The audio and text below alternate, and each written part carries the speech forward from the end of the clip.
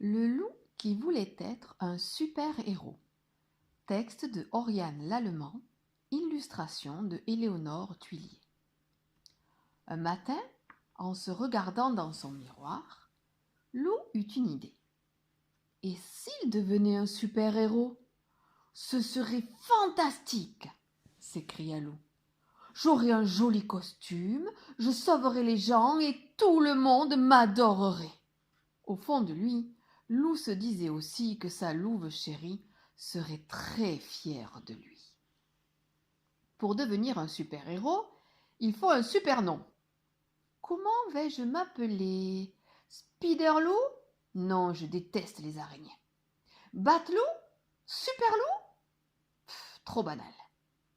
Je sais, moi je serai super extra fabuleux. Pour devenir un super-héros, il faut un super costume. Loup alla frapper chez Demoiselle Yeti. C'était une couturière hors pair. Bonjour Titi, le salua Loup.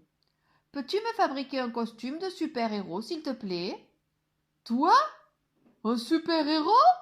Le taquina Demoiselle Yeti. Et quels sont tes super-pouvoirs? Loup réfléchit un moment, puis il répondit. Je ferai tellement rire les méchants qu'ils ne pourront plus se battre, et je les vaincrai facilement. Demoiselle Yeti rigola si fort que la maison manqua s'écrouler. Un peu inquiet, Loup se dit qu'il devait apprendre à contrôler son super-pouvoir pour ne mettre personne en danger.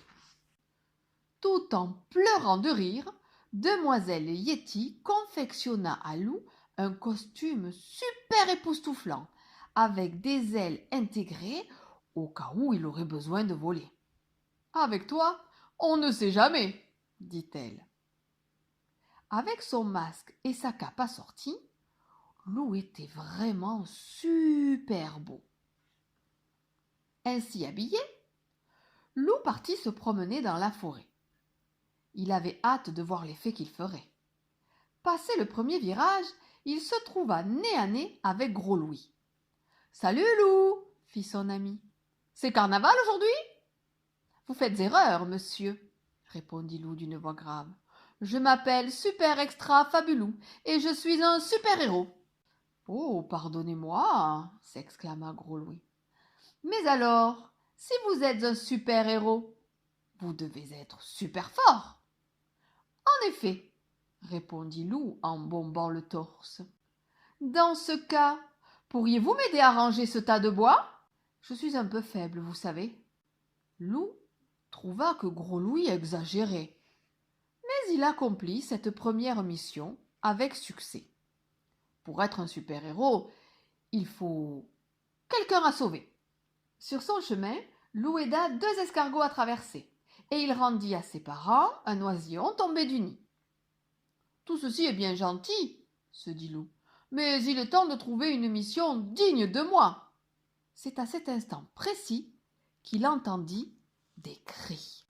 Sans perdre un instant, Loup fonça entre les arbres et déboucha près de la rivière. Loup et ses amis jouaient à la balle dans l'eau. « À moi, à moi !» criait Louve. Ni une ni deux, Loup plongea et traîna sa louve chérie jusqu'au rivage. « Qu'est-ce qui te prend, Loup ?»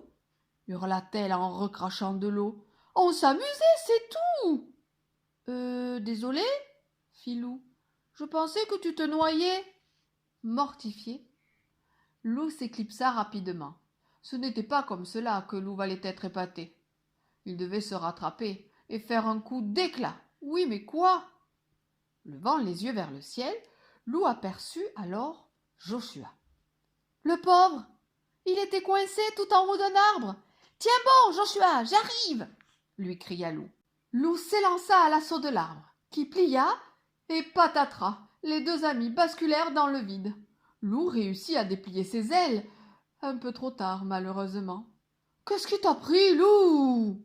soupira Joshua. « À cause de toi, ma nouvelle paire de jumelles est cassée. »« J'ai cru que tu étais en danger, je voulais te sauver, » expliqua Loup.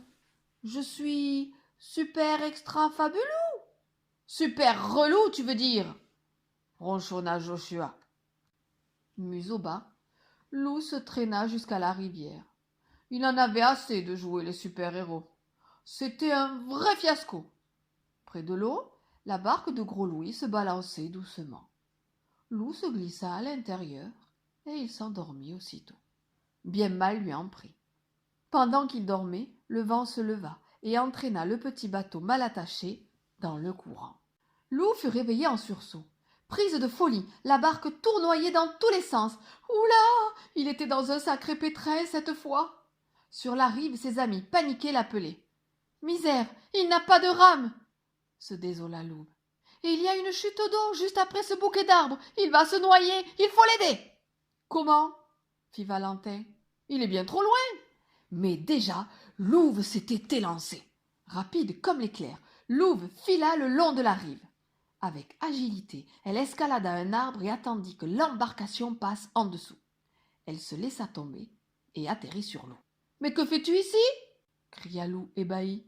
« Je viens te sauver, voyons » hurla Louve. « Allez, ramons, chacun d'un côté » De toute la force de leurs pattes, les deux loups se mirent à ramer, et peu à peu, la barque se rapprocha de la rive. Quand ils furent assez près, Valentin se précipita pour les aider à accoster. Ouf! Ils étaient sains et saufs. Tout penaud, Lou prit la patte de Louve.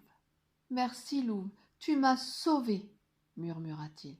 « Moi qui voulais être ton super-héros, c'est raté. »« Tu es mon héros à moi, c'est déjà bien assez, » répondit Louve. « Et je t'aime comme tu es, avec tes défauts et toutes tes qualités. »